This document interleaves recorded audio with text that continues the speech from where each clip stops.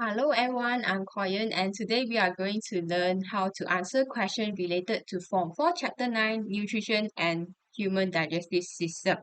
So for this chapter, I know that it actually came up in SPM Amali where you have to burn the food to calculate the calorific value of it and you all get to draw your setup apparatus.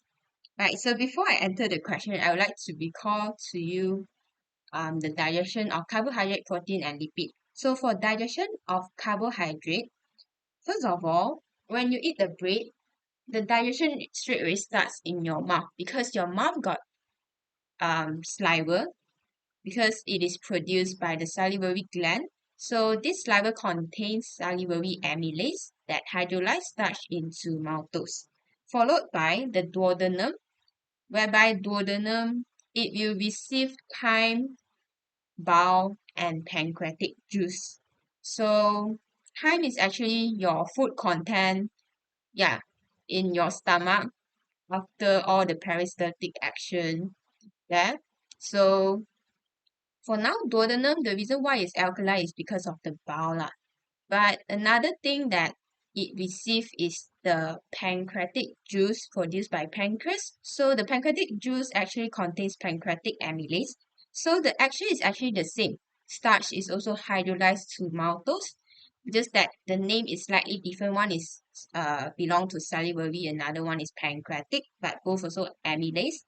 And last for ileum actually produce intestinal juice. So intestinal juice contains maltase.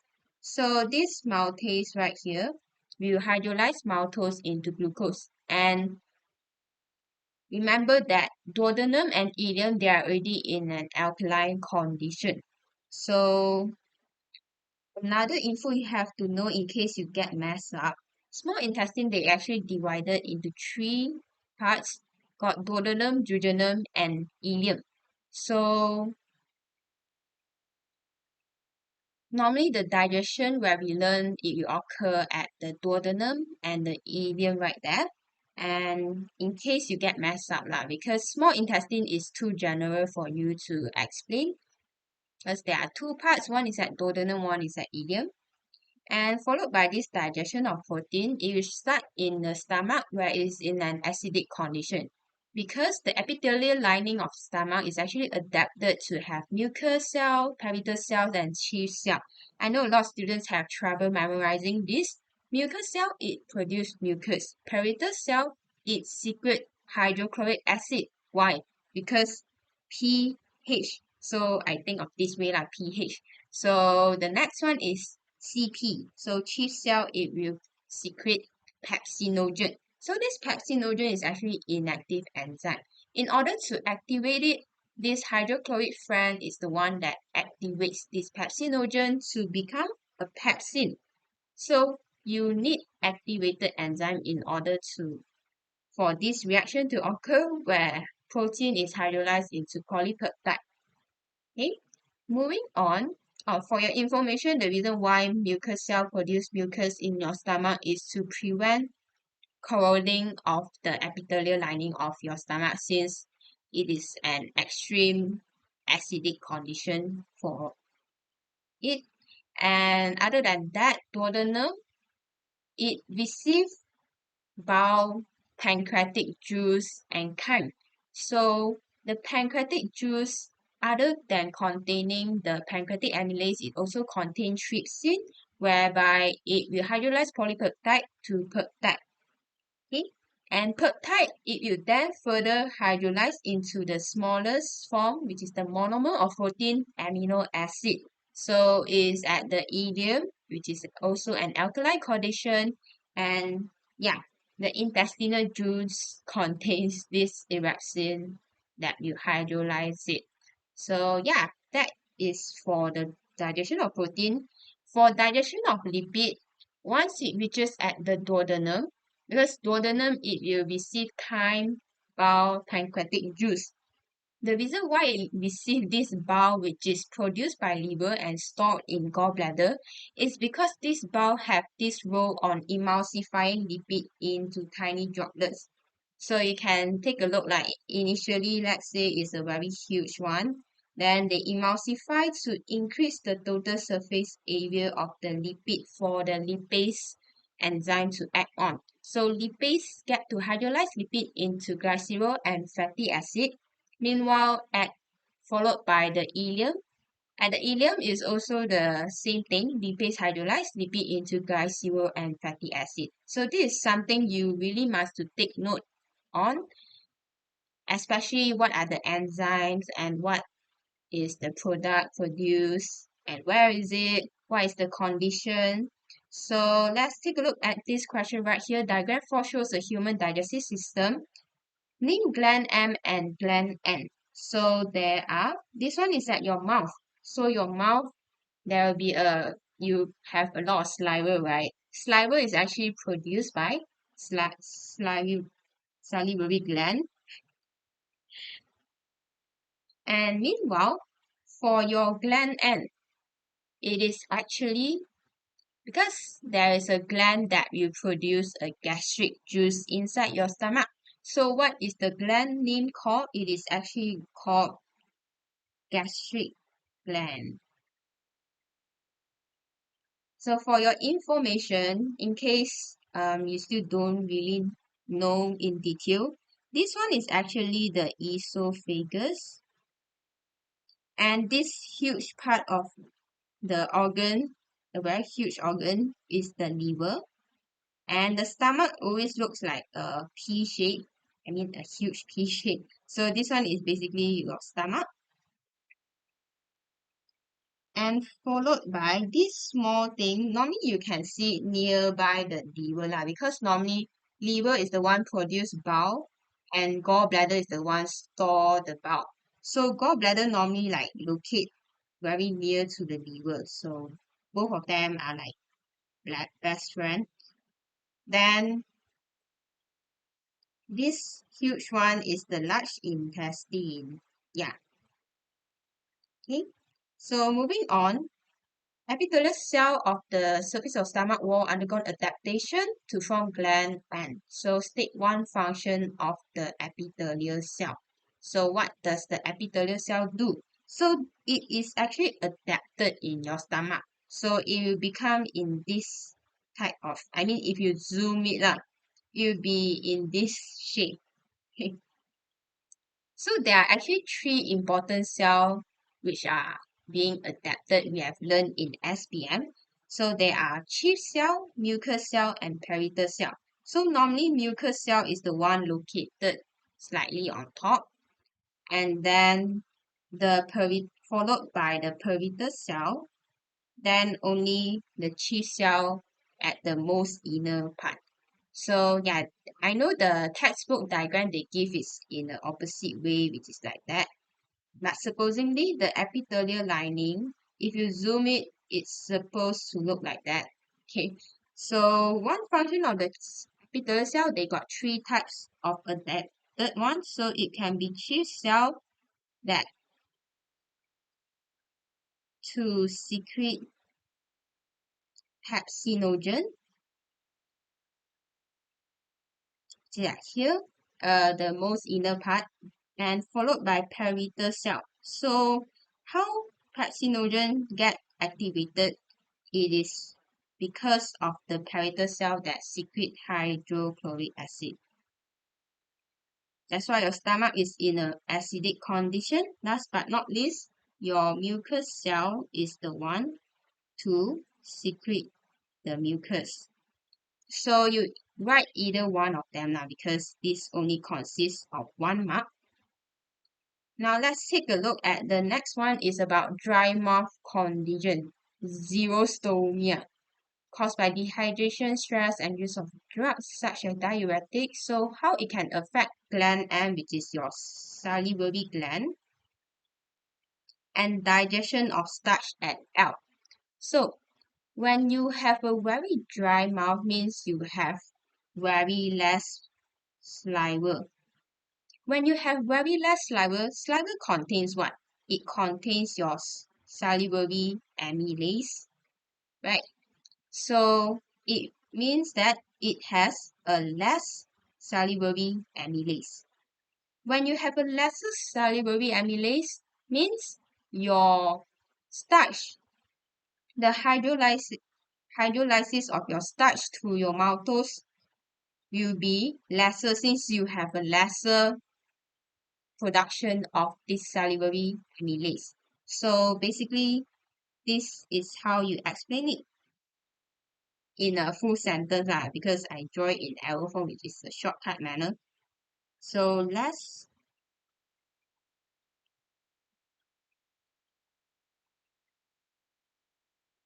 secreted. So will lead to less starch being hydrolyzed to maltose.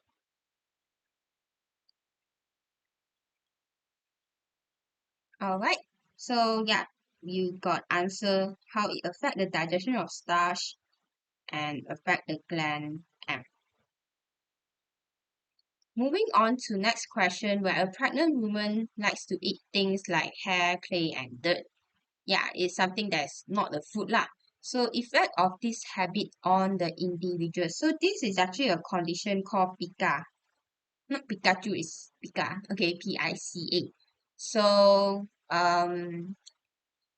yeah, she just basically tends to eat hair, clay, and dirt due to some mental health issue lah. So what is the effect of this habit? You can actually came out a lot of type of answers lah.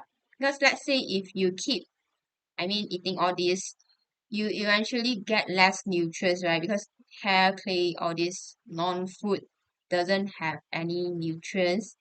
And other than that, it can also cause, since you tend to eat like something that is really hard, it can also damage your teeth and it may cause your food poisoning, cause you to have food poisoning. Or maybe, let's say if you eat the needle pin, yeah, it will eventually injure your digestive tract. Okay, so yeah, there are actually a lot of cons of it. Effect of it. So either two, you just write it, two of them you do. So malnutrition and then, yeah, causes constipation, food poisoning, iron deficiency. Okay, so moving on to the next question right here for diagnostics shows a human digestive system. Yeah, basically this one is like what I've shown you, the adapted epithelial lining of, it's not adapted epithelial. Yeah, it is adapted epithelial. Sorry. It is an adapted epithelial lining, but it's at the ileum right here. So for this ileum, can see, okay, other than that, they probably want you to state what is R and S. Oh, they want you to state what is R and T. So T is at the ileum, which is the villus that absorb all the nutrients. And then it's like a finger-like projection lah. Compared to the stomach epithelial lining, it is different. It looks this way. Yeah, it curves downward one. And for R is basically, S is a stomach obviously. And then R, because the front of a liver, whenever you see liver, you may see that there's another organ which is a gallbladder.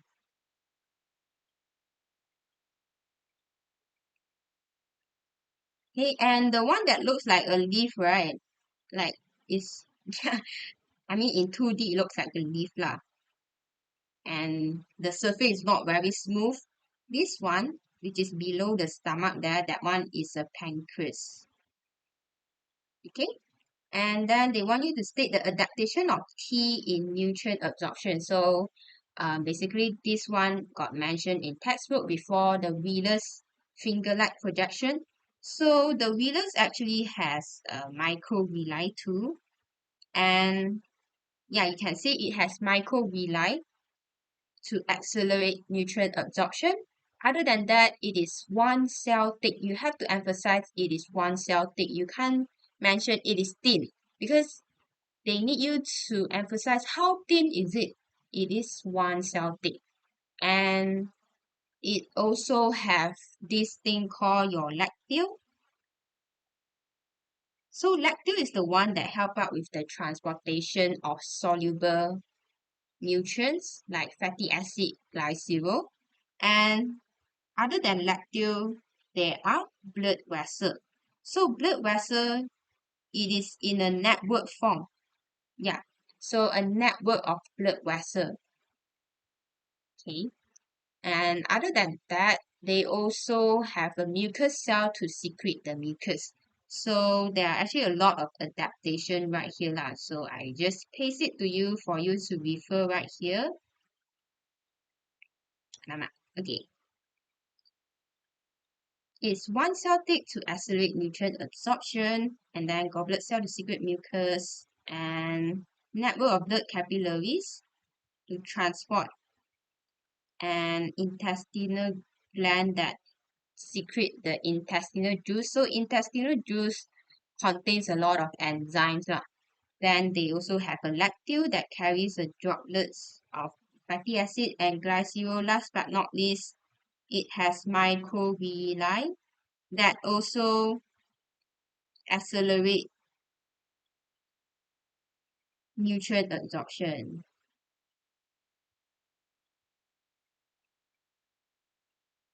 So this one only consists of 1 mark, so you just write either one of them. But here is the completed answer for the whole thing. Yeah, so one of the point, then you can really get 1 mark. Right, following by this, question B is about this bariatric surgery procedure. So it's a surgery method to remove a part of organ S, which is the stomach, to reduce the body weight. So how can this actually reduce his body weight? So before I would like to explain the answer, I will show you what actually happened during this bariatric surgery. So initially, it is a normal stomach. Now they going to cut it out. I mean, cut a small part of it out, and they will strip. So initially, it looks in this way.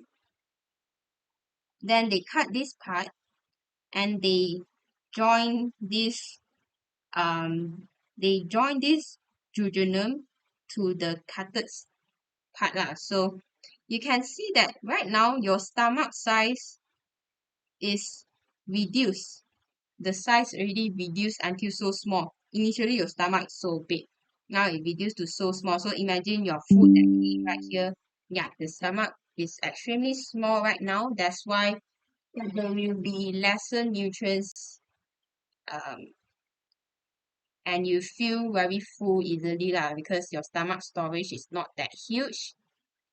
And then other than that, because the part of the duodenum that has been bypassed, right? And there is a part of the stomach that has been bypassed. So duodenum and stomach is where digestion of protein will occur. And duodenum, they also have digestion of lipid that occur, and the digestion of the starch. So because some of part of it has been bypassed, means the digestion will be lesser lah. Means the nutrients absorbed in the end will be lesser. So when your nutrients absorb lesser, yeah, you get lesser intake of your calories. Then it also have lesser formation of fats lah. Okay. So that's basically how are you going to reduce his body weight by doing this bariatric surgery. You bypass it. So part of the stomach and duodenum has been bypassed, which delay the digestion and also reduce the stomach size. So that's the reason why the answer present to you right here is stomach becomes smaller. So smaller means you have lesser storage, you feel full quickly, so you don't feel like eating that much lah. And lesser nutrients will be absorbed, lesser calorie intake, and less formation of fats. Okay. Now let's move on to, so this one consists of 3 marks. So normally the main thing about bariatric surgery is say that it becomes smaller. That's why, yeah, you feel full quickly, and then the lesser nutrients get to absorb. That's why it managed to reduce a lot of weight lah. Since it has a lower calorie intake right now. Following by this physical digestion differentiate between them. So what is the differences? So physical means like you chew it or maybe peristalsis. So let's say like chewing, you are breaking down let's say a huge bread into a very smaller pieces, right? So it is actually breaking down mechanical breakdown of food to form smaller particle, huge particle to become smaller particles. So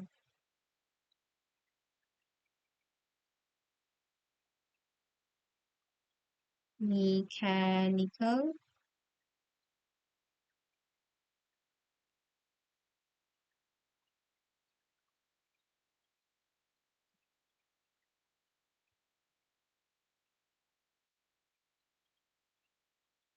Meanwhile, for the chemical digestion is actually breaking down complex molecule like starch to become maltose.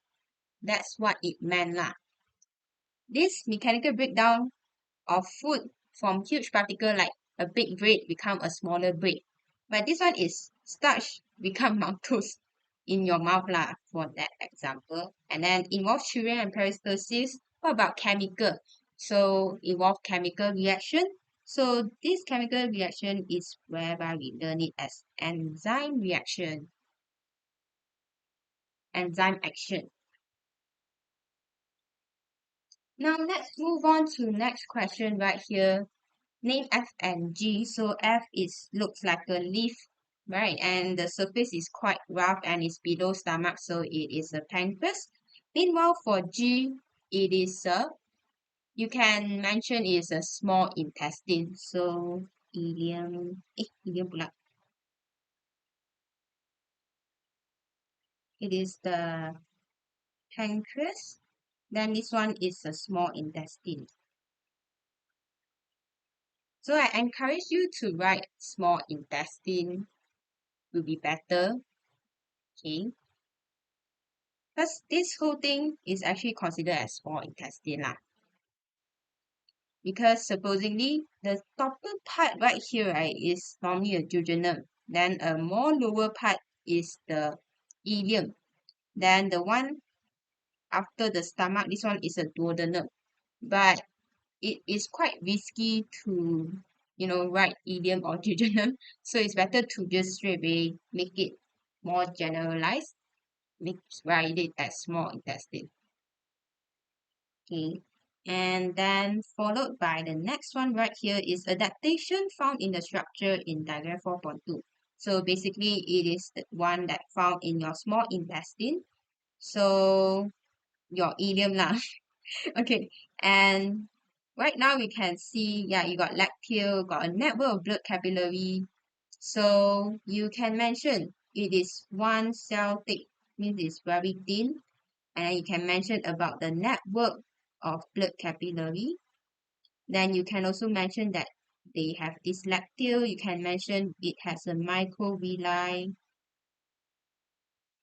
And you can mention it has a goblet cell that secrete the mucus.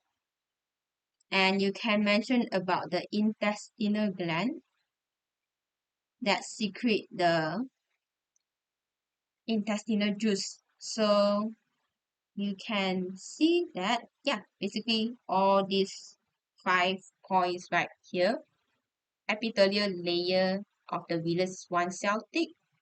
And you can also add on microvilli lah for another point. Have goblet cell, network of blood capillary, lacteal. Yeah. Okay, moving on to the next one is the man that diagnosed with cancer in the G part, and the G has been removed surgically. So what is the effect of the surgical on carbohydrate digestion in his body? So G is basically the one in his small intestine. They remove part of it. So what happens So you know that in the ileum right there, it has um it has intestinal juice, right? I mean, it has intestinal gland that secrete intestinal juice. So now you cut part of it, the ileum, means you have lesser intestinal gland to produce intestinal juice, which will lead to less intestinal juice. So intestinal juice actually contains a lot of enzyme, like maltase, erepsin, lactase, a lot of them lah. So it will actually result in lesser maltose get to be hydrolyzed and lesser peptide get to be hydrolyzed. But this question say on the carbohydrate digestion in his body. So you have to emphasize the one where it break down the maltose, lactose, and sucrose.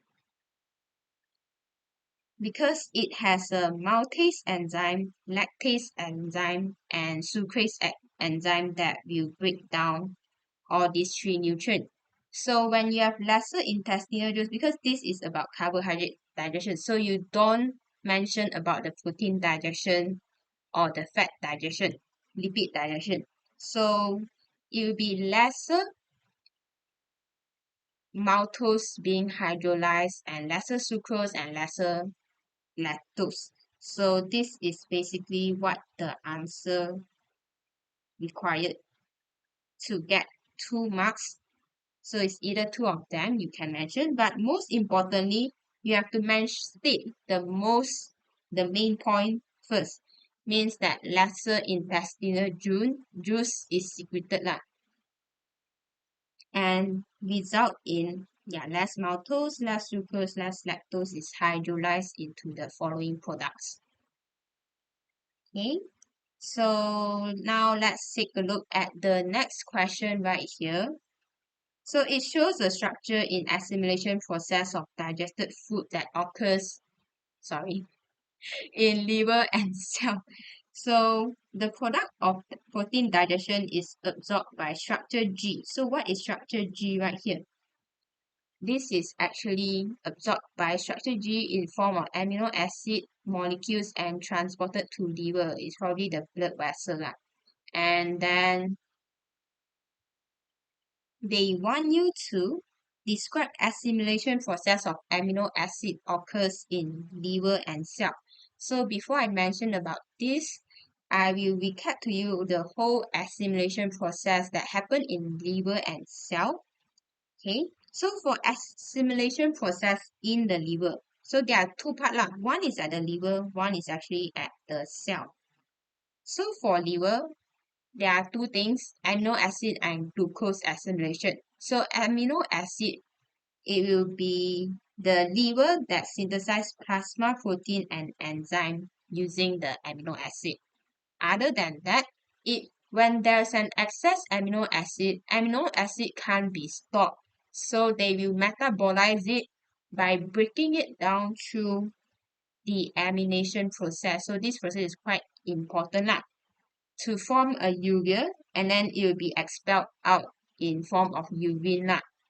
Then when the glucose supply is insufficient, they will actually convert, this liver has this ability to convert amino acid into glucose.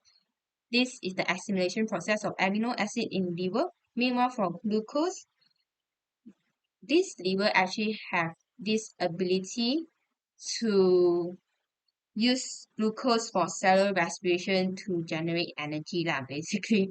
And what about the excess? The excess actually can be stored, not like the amino acid. You have to remove it out from your body or else it will be too toxic. So for glucose, you can be stored, but it must to be stored in a glycogen so that it won't affect the water potential of your cell lah. Yeah, water potential or solid potential. So it has to store in glycogen and stored as glycogen in the liver. And when the glucose level decreases, right, they will convert this glycogen back into glucose to be used. Since glycogen always stored there, it's time for them to use it when the glucose supply is less. And when glycogen supply reaches maximum, when you already store too much glycogen until it reaches a maximum storage, excess glucose right now cannot be stored to glycogen. Instead, it will be converted to the fats. Yeah. So basically, when you are doing exercise, you can't really expect that your fat to disappear that fast lah. You cannot expect to burn fat that fast because they have to burn finish your glucose and then burn finish your glycogen, then they will only burn your fat. So it takes a longer time for your fats to be burned, takes a lot more effort. And for your assimilation process in a cell for amino acid, right? Since it is in a cell, okay, so amino acid are used to synthesize protoplasm and repair damaged tissue. So what is actually a protoplasm? Protoplasm is actually the cell components in cell except the plasma membrane. So you exclude out the plasma membrane. Yeah, basically all the organelles right there lah. All the cell components like mitochondria, nucleus. So it synthesizes protoplasm. So who is actually the one that synthesized the plasma membrane? It's actually the lipid, this part, where lipid will be synthesized to become, I mean, phospholipid will be synthesized from the lipid. Okay, followed by amino acid will also be used to synthesize hormone and enzyme because yeah, amino acid is the most fundamental to produce protein, functional protein like enzyme and hormone, like the extracellular enzyme, intracellular enzyme. And then for glucose in the cell, it also carries out cellular respiration to generate energy. And what about excess glucose? It will also be stored as a glycogen form, but it will be stored in the muscle for cells, and then energy will be used as for cell processes lah, because a lot of metabolic process require energy. And lipid is basically become the phospholipid cholesterol that build the plasma membrane. So it actually kind of related lah, because for cell you need protoplasm, which is cell component without plasma membrane, and you need a plasma membrane to form a complete cell ma. So amino acid is the one that in charge for protoplasm, lipid is the one that in charge for the phospholipid in the plasma membrane. And followed by the excess fat, it will be kept as kept in the adipose tissue lah. So underneath your skin, there are adipose tissue as a stored energy, and fat is oxidized to release energy when there is insufficient glucose. When there is insufficient glucose. Okay, so normally in the liver cell, or in a normal cell, when there is a maximum glucose, it will be converted to glycogen, right? Okay, then if glycogen reaches the maximum storage, it will become the following, the glucose will be stored as a fat. So when you want to burn the fat, right, you have to burn off your glucose first, you have to burn your glycogen storage first, then you can only burn out your fat. So yeah, it takes a long time for you to burn the fat lah. Okay, I've explained too much right now. So how do you describe assimilation process that occurs in liver and cell? Basically is all this lor. Because this is talking about the amino acid. So you have to emphasize the one which is amino acid lah. Don't talk about glucose and the lipid because you won't be answering the question. So for the one in the liver, you can say right here. It will be transported into the liver, then can be the excess amino acid won't be stored. So it will be broken down through deamination process, or it will be converted to the glucose when the glucose supply is insufficient. This is for the liver. Meanwhile, what about for your cell? So cell is actually, it will be used to synthesize, yeah, protoplasm, hormones, enzyme. Okay, and yeah, that's all. Now let's move on to the next question right here in the SPP paper. So X is a huge organ and it looks like a right angle triangle or slightly related to math. So it's basically a liver lah. And then they want you to state the function of X in lipid digestion. So they want you to emphasize regarding to the lipid digestion. You cannot say, oh, it carries out detoxification, assimilation. No, they want you to state related to the lipid digestion. So lipid digestion, remember there will be a bile that will emulsify lipid into tiny droplet. Who is the one that produce the bile? And who is the one that store the bile? The one that produce the bile is your liver. The liver has a lot of function actually. So it is the one that produce bile. Meanwhile, who is the one that store the bile is actually the gallbladder lah. So produce bile, that's all. And then moving on to this assimilation process that occurs in liver and body cell. So they want you to compare it, the assimilation that occurs in liver and body cell. So I know there is a lot of information to actually remember for assimilation process. So when you want to compare it, you need to have at least one similarity, one differences lah. Since this one is 2 marks, you allocate one for similarity, one for differences.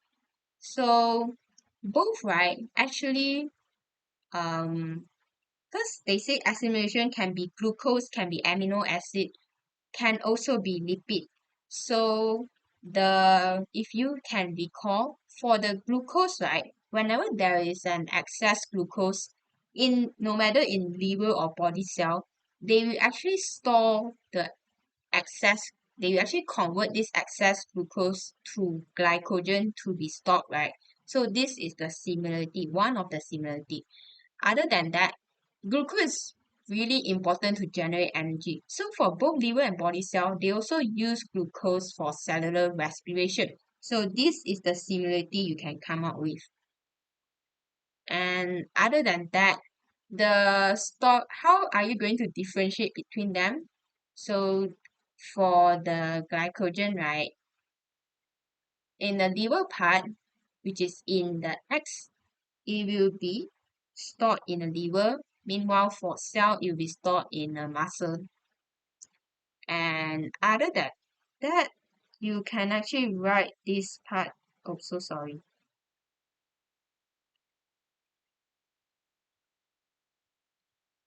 Okay. Other than that, you can write about this. Wait, did they write assimilation process trends? Okay. So yeah, you can write that glycogen converted into glucose when the body has low glucose level, low glucose supply. Meanwhile, glycogen will be used when the muscle perform vigorous activity because it requires more glucose to generate energy. And then glycogen in liver helps to maintain the blood glucose level. Meanwhile, glycogen in cell help to maintain enough supply of energy.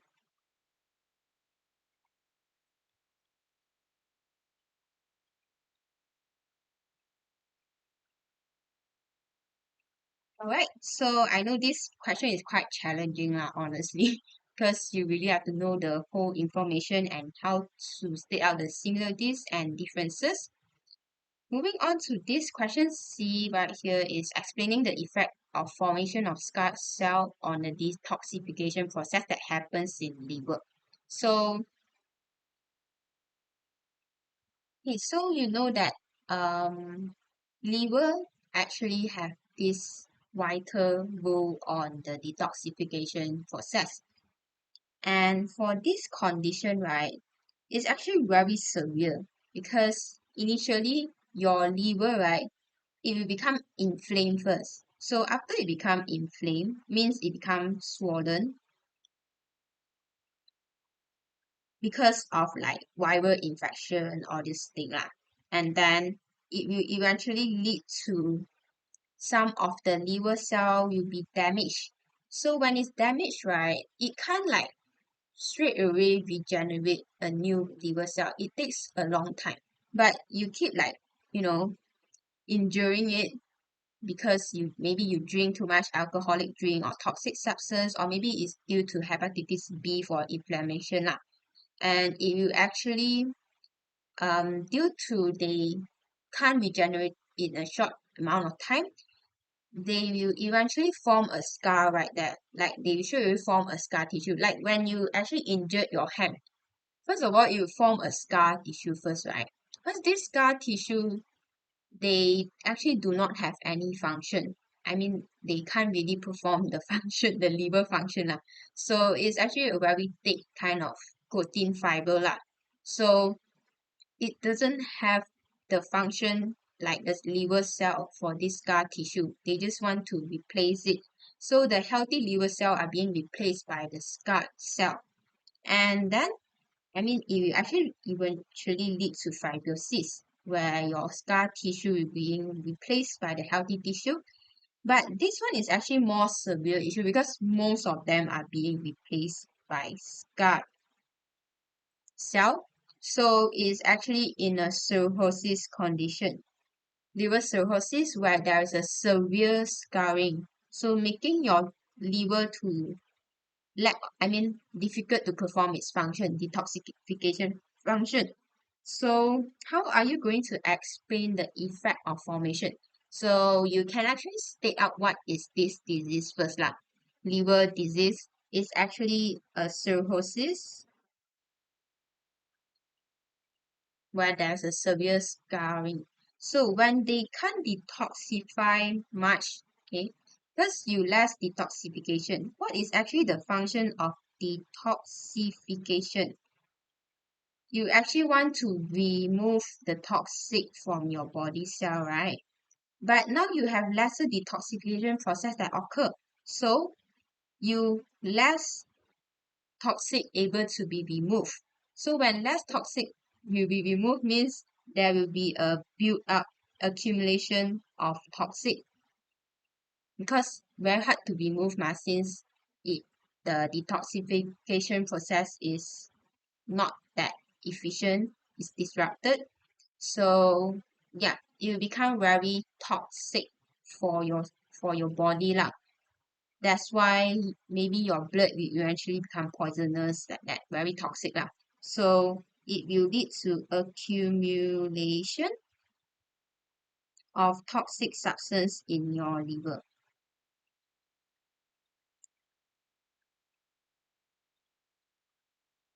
So toxic substance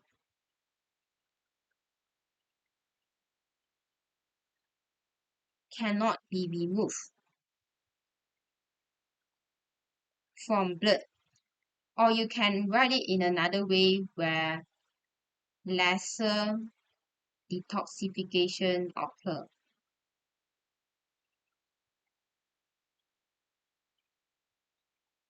So you can write any other symptoms that you face lah, blood poisonous or this.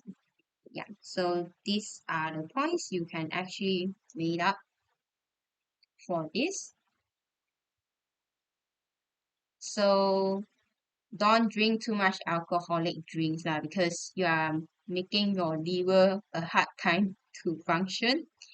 And don't sleep too late lah because normally liver they work the most, the hardest during midnight. So don't stay up until very late at night lah. Your liver have to work. when you are sleeping, okay? So yeah, for this question, okay, he works as a computer programmer. So normally he has a sedentary lifestyle. What does sedentary lifestyle mean? He always sit down like me right now lah. Always sit down and very less movement lah. Basically, you always sit down, less exercise, and has a height of 151 cm. Oh my god, I'm even taller than him. Oh my god. Oh, so sorry. So sorry. So sorry. It's a it's a her. Okay, so sorry. Okay. So sorry, Mrs. B. Don't kill me. Okay. She has a height of 151 cm and body mass of 85 kg, is quite severe lah. Okay, so sorry for body shaming. I'm so sorry. Okay, don't complain me. Okay. So fast food lovers such as burger, carbonated drinks and cakes lah. So basically she loved this type of lifestyle. She don't want to step out of comfort zone to exercise all this. So how can you justify the eating habits and lifestyle of Mrs. B? Okay, so sorry, Mrs. B. I didn't meant to do that. Okay. So basically, all this burger carbonated drink, you have to focus it up. So the what is the eating habit? So it actually very high fat, high glucose. Yeah, so it will eventually lead to obesity because this burger got a lot of fat. So yeah, obese. What about carbonated drink and cake? They have a higher sugar content, so it will lead to diabetes mellitus.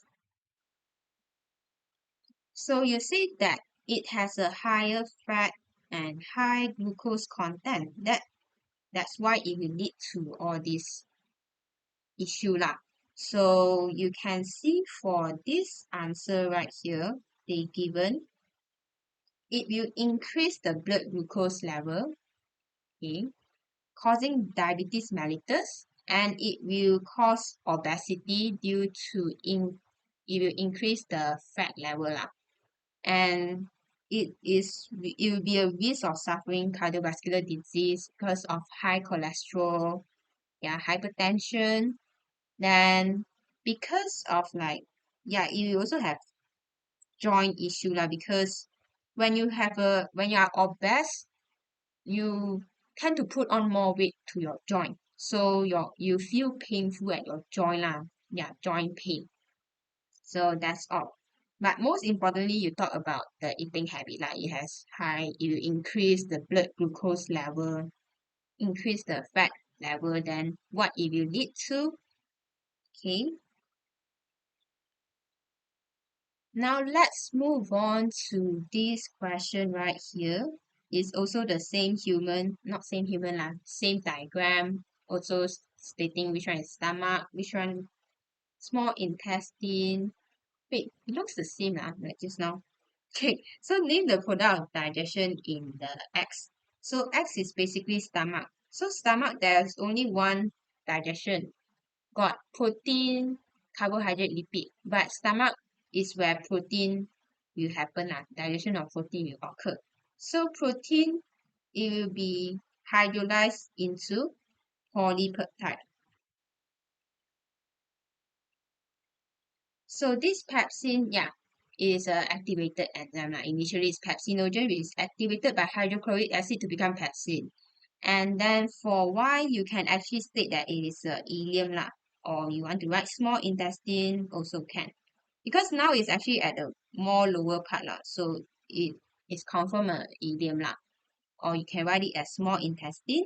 And then when you want to state the enzyme that hydrolyze lipid in structure Y, so the enzyme that hydrolyze lipids normally is the one that ends with ASE, so it is lipase. It's just that the one where for protein, right, most of their names still, I mean, one end with ASE lah, trypsin, erepsin, because that time it was before the naming system came out lah, so yeah. Now let's move on to this also about the cirrhosis issue.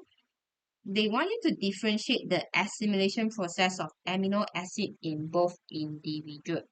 So they emphasize of the amino acid. So you don't mention about glucose because you won't get any marks even though you write correctly.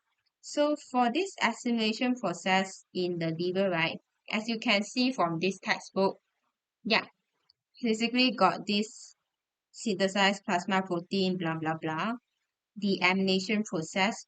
So now this liver, one of it is a healthy one of it is already, you know, starts to a bit malfunction, I mean less function lah, unable to function optimally. So in order to describe it, one of it you can say it can be like for this normal situation, enzyme and plasma protein can be synthesized. But for liver cirrhosis, it will be less synthesized. It's like you write it in the opposite way lah. And then you can write another point, deamination process occur for the healthy patient. But for the cirrhosis patient, less deamination process will occur lah. And last but not least, amino acid will be converted to glucose when glucose supply is insufficient in the healthy patient. But for cirrhosis patient, you write it opposite way. You write it less converted. So this is how you tackle with this question to describe the assimilation process right here. Yeah. Okay. And then this one is less occur. Can be converted, less converted. It's more ideal to write less lah. Cannot is a bit scary, but yeah, less. It still have the possibility lah, just that very less. Yeah. And now let's take a look at this about antibiotic. So a student consume antibiotic for a long amount of time without prescription of doctor because the student think it's himself or herself or himself is a doctor lah. Just eat antibiotic. But this student didn't know the effect if you just simply misuse it lah. So effect of consumption of antibiotic on population of bacteria in large intestine. So antibiotic, what does it do? Since it's called antibiotic, means you anti the bacteria. You don't want any bacteria population. You just kill the bacteria population. However, large intestine, right? It not only have a bad bacteria, it also have a good bacteria. So when you eat antibiotic, you actually remove both of them, good and bad also remove. So the population will decrease lor, basically. And yeah, the good bacteria and bad bacteria, the balance between them will be disrupted. And normally the one that affected the most is when you kill out the good bacteria lah, because good bacteria is actually very important for your large intestine. Yeah, so eventually you cause bacterial infection where diarrhea will occur. So the answer right here actually shows the most important thing you have to state on the population bacteria first. It will decrease because it's an antibiotic. Okay, it kills out a lot of bacteria, so population decrease. And then the balance between the good and bad, which is beneficial and less beneficial, is disrupted. So yeah, it will destroy the good bacteria because yeah, when you destroy the good bacteria, yeah, all these bacteria is important now for the reabsorption of water in the large intestine because it will control the content of it. So because these bacteria, they actually produce a metabolic byproduct lah. So yeah, it will be less absorbed because now it's a very less bacteria. So less bacteria, less metabolic byproduct produced, and means lesser vitamin, all this will be lesser absorbed. So when you less absorb means you will suffer, you get lack of the nutrient deficiency lah, basically. Yeah, so that's all.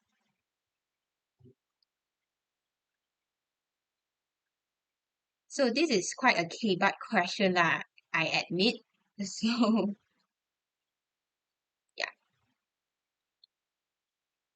and there may be possibility where they will ask like why you must make sure you take finish the whole antibiotic, because like normally doctor prescribe like there will be 10 antibiotics for you, you have to eat up all 10 of them. It's because you have to ensure that all bacteria are being killed and prevent there will be a resistant bacteria from um, prevent the resistance of the bacteria towards the antibiotic. So you have to make sure your antibiotic consumption get to consume finish your antibiotic lah. Okay. You have to consume finish to make sure all your bacteria get killed off, so that they won't be those like survive one which is resistant to the antibiotic lah. Because when you eat half only, they are still the ones that are not being killed. They are more resistant to the antibiotic. Then they will divide more, and then those are bad bacteria, so it's quite harmful lah, the effects. So how are you going to state the function of this structure? So this structure is basically a villus that is formed, right? So the function is basically absorption of nutrients.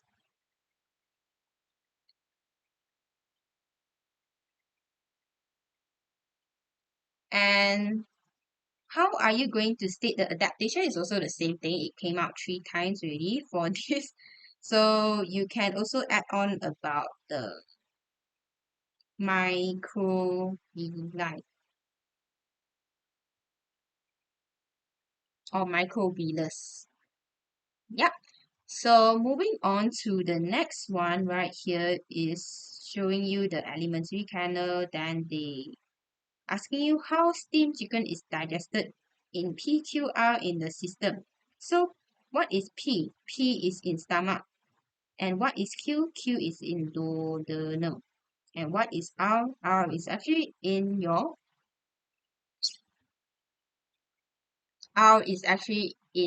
ileum, or you want to write small intestine also can lah. So first of all, right, for this type of essay question, they will normally give you give you points, give you mark if you state the unknown. So you can actually, yeah, you can actually just state the unknown and get 3 marks right here. Idiom. So first of all, you have to start in the stomach first, because steamed chicken consists of protein majority. So stomach, what happens first? So the steamed chicken, at first, this protein will be hydrolyzed into the polypeptide. Then you can also mention what is the enzyme used. Or maybe you can write initially it was pepsinogen that was activated by the hydrochloric acid, also can. And you can also mention about what is the condition, is an acidic condition. Yeah. And followed by the duodenum right here. So for duodenum will receive a pancreatic juice from the pancreas.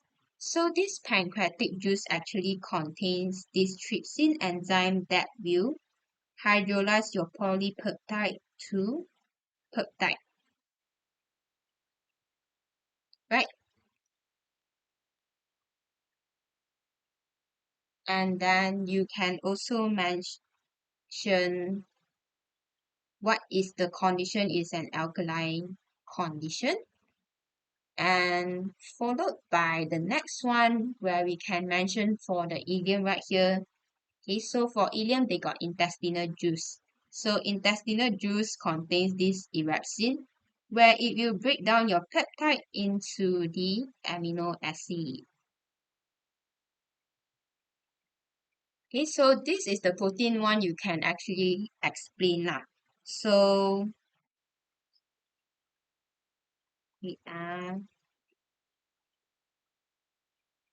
the answer not only given the explanation of protein digestion, they also given you the explanation for the lipid digestion. So the reason why they add on lipid digestion is because the steamed chicken got fats lah. So that's the reason why they also accept answer if you further explain about the fat one. So yeah, and then gastric glands secrete pepsinogen activated by HCl to run pepsin hydrolyzed, and in duodenum secrete trypsin yeah. So most importantly, you have to know what are the enzymes that hydrolyze that thing. Yeah. And this answer also provide marks if you explain for the fats part. So yeah. Okay. Lipase, you hydrolyze lipid. And then for the ileum part right here,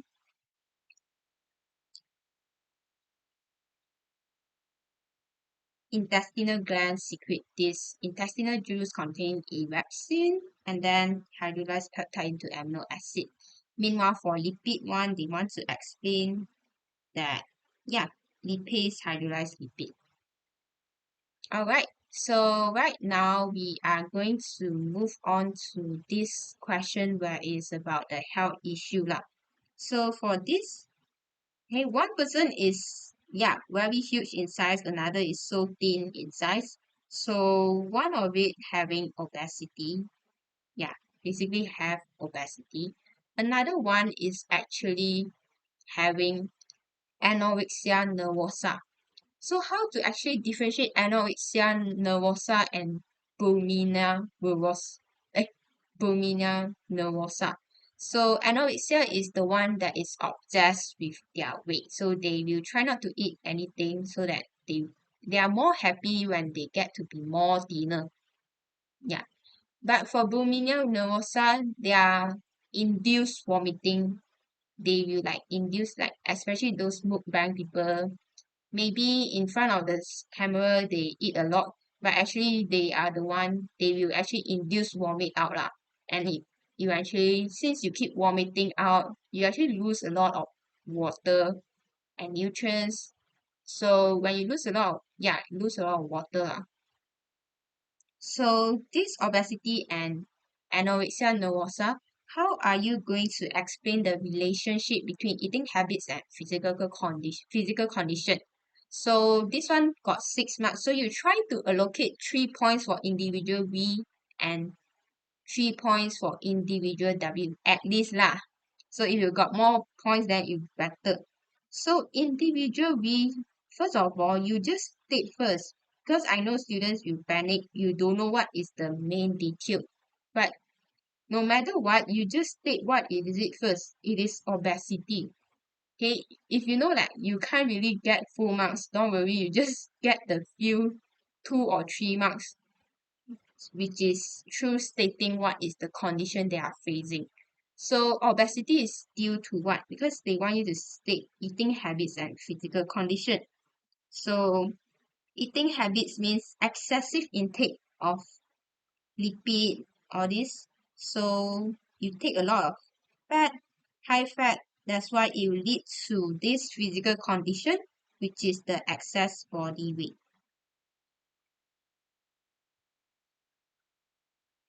Yeah. And what are the following effects? Yeah, it may lead to atherosclerosis, heart attack, stroke, etc. Oh yeah, and diabetes, right? Don't just write diabetes because there are diabetes mellitus, diabetes insipidus. We got learned two different diabetes. So diabetes mellitus is the one for this explanation. Yeah. And then diabetes insipidus is due to hormonal issue lah. and you produce a lot of urine. Diabetes mellitus means you got a very high glucose level. And for anorexia nervosa, what is their eating habit? They will keep avoiding the food. So avoid food intake. So yeah, the physical condition whereby drastic loss in body weight, nutrient deficiency because you eat so less, and then failure in heart, kidney, and maybe even it can be very severe until lead to death lah. Okay, so this is how you actually explain lah.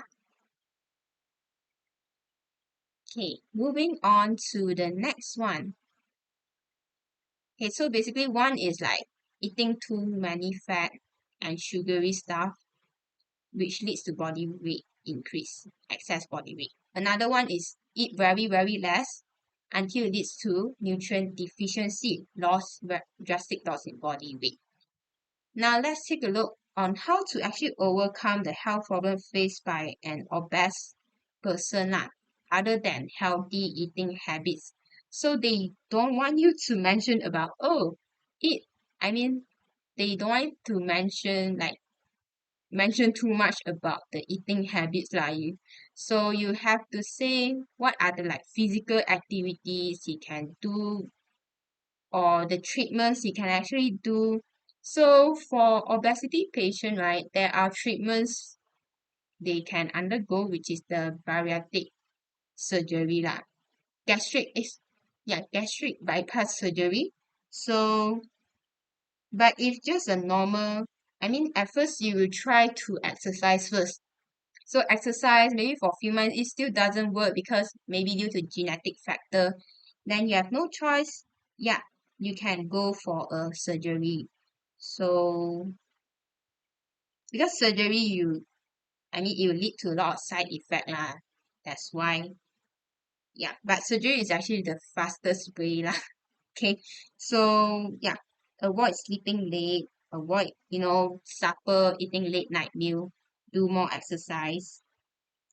Okay, you can do the gastric bypass surgery, reduce size of the stomach, reduce amount of food intake, and avoid sedentary lifestyle. Okay.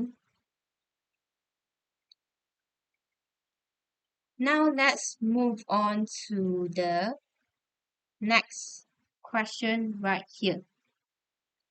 So explain the protein digestion that occurs in the duodenum. So in the duodenum, okay, at first stomach right here, the protein become polypeptide already. So right now, the polypeptide will further being hydrolyzed in this duodenum. So polypeptide will be hydrolyzed into the peptide. So who is the enzyme? The enzyme that help it is actually trypsin. So how do you actually get this trypsin from? You can actually explain how you get this trypsin from, which is from the pancreatic juice secreted by pancreas. So how are you going to mention? Because this one 3 marks, so you have to mention in detail lah. So pancreas secrete pancreatic juice. So this pancreatic juice containing a trypsin. So this trypsin will hydrolyze. So hydrolyze means you break down with water. So you don't have to say it will hydrolyze polypeptide to peptide with water because you already mentioned hydrolyze means it's already break down with water.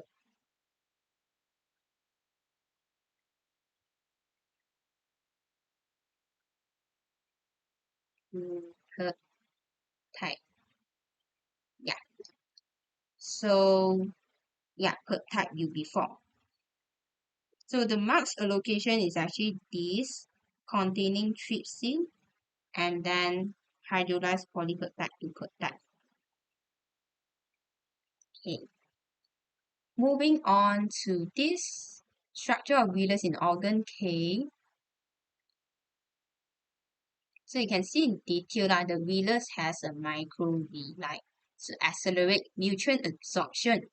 And it also have goblet cell to secrete mucus and lacteal to transport the lipid soluble product like fatty acid glycerol, blood capillary network. That one is to transport glucose, all those.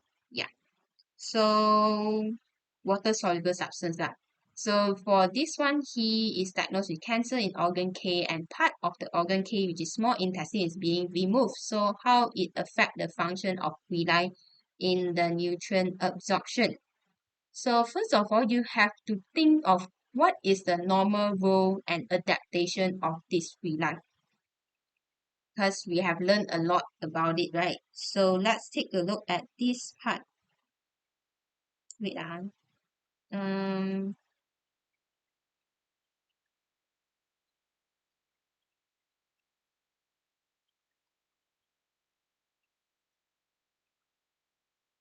okay. So initially you can, initially lah, the adaptation of the villus you can say is one cell take, all this thing, it got a goblet cell, then it got network, blood capillary, got intestinal gland, and then got lacteal. But now you cut out a part of it, means there will be lesser of it. Means maybe um lesser lacteal and lesser intestinal gland, and yeah, the lesser lacteal leads to lesser transportation of fatty acid and glycerol. And when you have lesser intestinal gland, means you have lesser intestinal juice secreted. Yeah, this is how you actually like turn it another way round to explain it. So you don't have to like panic. You try to think of the normal situation, then you write it in the opposite way. So this is how they actually answer the question now, because other than that, they also have microvilli, right?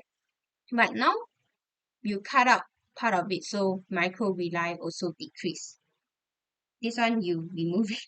Okay, this one is the normal situation.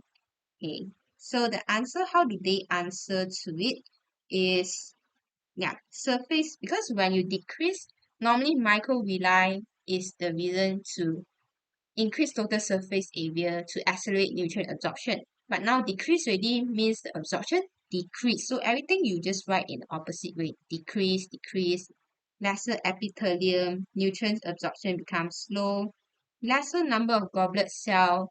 So goblet cell is actually the one that secrete the mucus. So lesser mucus secreted. And then lesser network of blood capillary. When you have lesser, means the transport will be lesser, difficult. Number of lacteal decrease means lesser transport. Fatty acid glycerol, lesser intestinal glands means lesser intestinal juice will be secreted.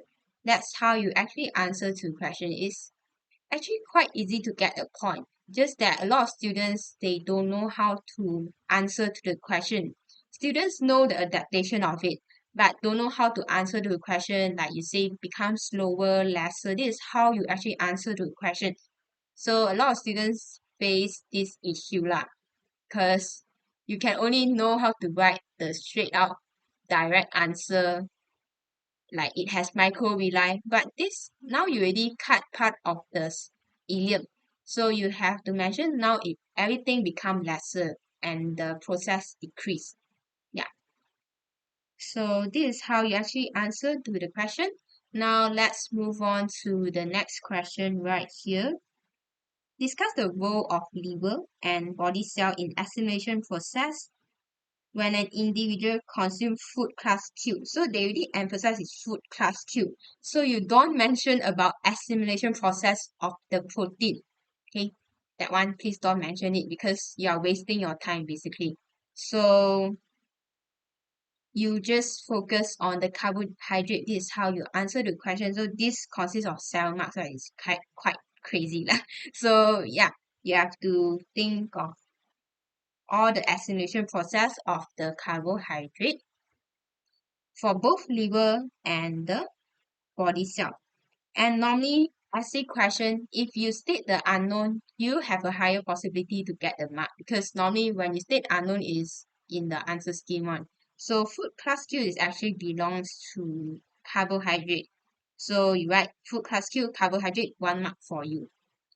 And then digestive product, because carbohydrate, it will then be broken down into the most simplest molecule, which is monomer glucose. Okay, so yeah, glucose, it will be needed for cellular respiration. And then what about excess glucose? It will be converted to glycogen, let's say lah. And if the glycogen storage reaches maximum, it will be converted to fats. Yeah, so this is basically how you answer to the question.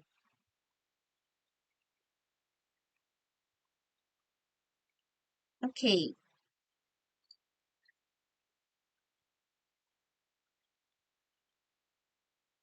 last but not least is also related to liver. Is the one of the organ involved in organ transplant. 40 to 60% of donors' liver is donated to recipient with diseased liver.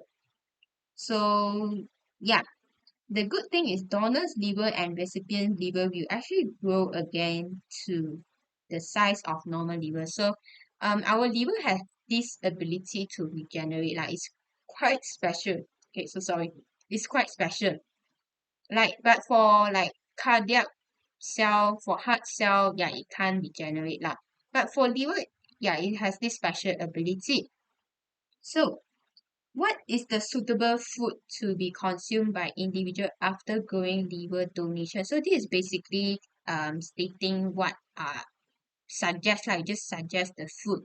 So when you are suggesting food, right, there are three aspects you have to think of. You have to write lah, state out.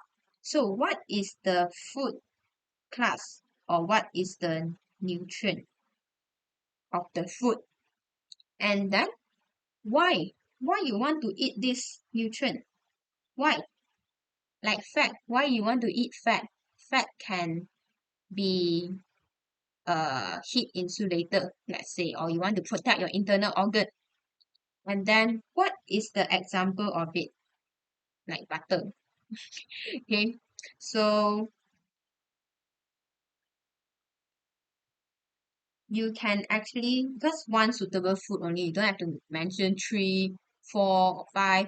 So you can write out protein or amino acid lah. So what is the purpose? It is to produce new cell or repair the damaged tissue.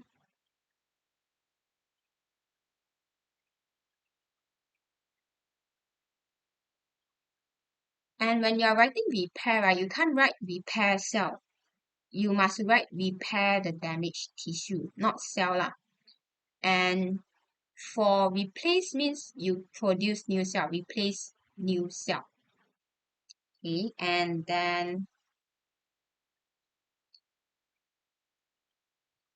the example you can say fish or chicken or the source of protein lah. So these are the three things you have to mention of because one suitable food lah. So you can mention one food and it contains protein.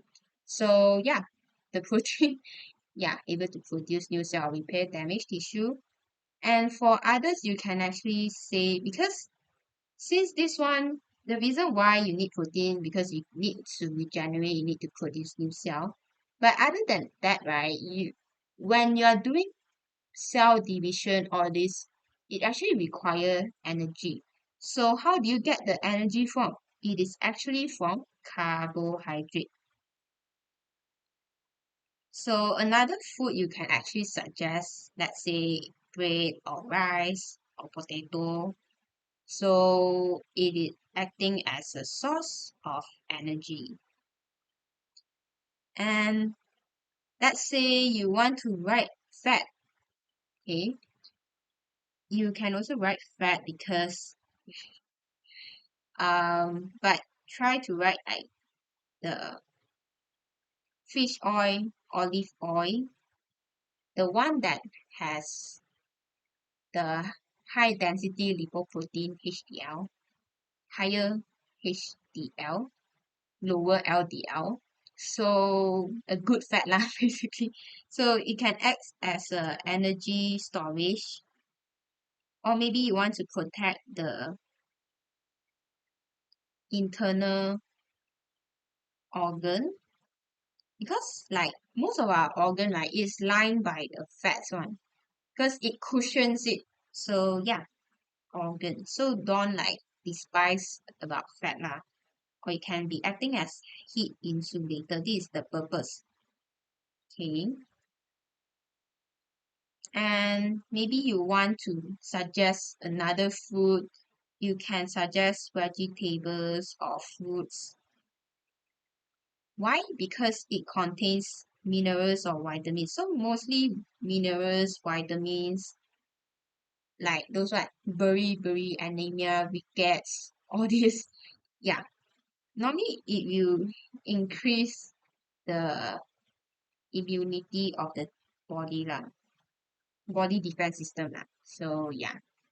It boost immunity will be better lah. So yeah, that's how you actually mention it. So normally when for like diet plan all these thing, it is very important for you to mention what is the nutrient, and then what is the function of the nutrient to the body cell, to the body lah, and what is the example of the food.